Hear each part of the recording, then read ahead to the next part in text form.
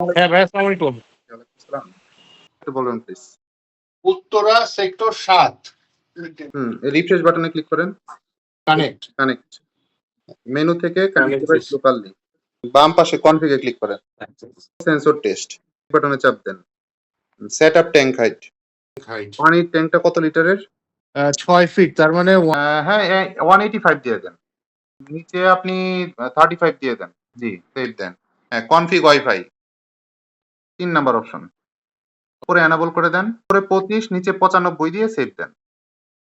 Back বাটনে চাপ নিচে অটো রিস্টার্ট পাম্প এটা এনেবল করেন।